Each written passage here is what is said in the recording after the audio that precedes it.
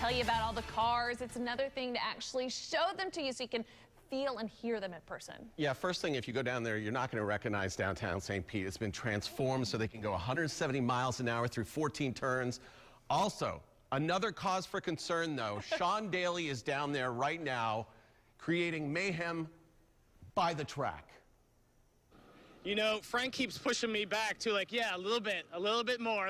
No, Frank, you're not going to knock me off this week. Yeah, guys, the Grand Prix of St. Petersburg is not just a marquee event for our town, but it's also a big marquee event for IndyCar as well. It's a really, really particular, interesting street track. You know, it's by the water, so the racers love coming down here.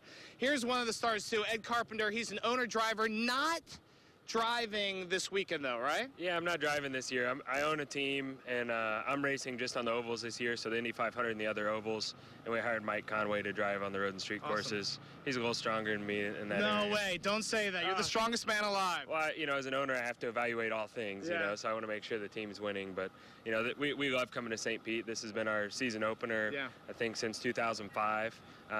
It's a great town, and we race at a lot of street courses, and none of the street courses, in my opinion, are as well put together as this one, and the city just embraces us so well, so it's always a great time starting our year here. What are the difficulties like a track like this presents?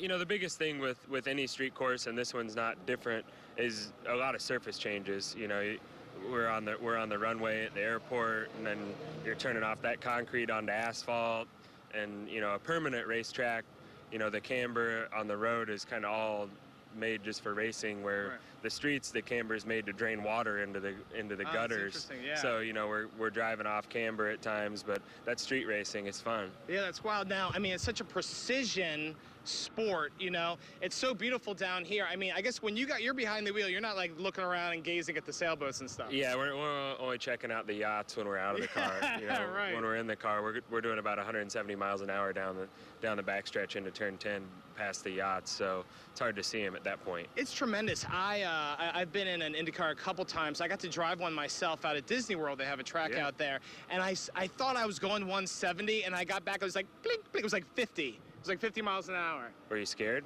Well, I'm always scared. I'm like Don Knotts through my whole life. But yeah, I was terrified, but I thought I was going like 180, and it's just, I think it's because you're so low to the ground, right? I mean, when we're sitting in these cars, we're literally an inch or two off the ground with our butts, basically.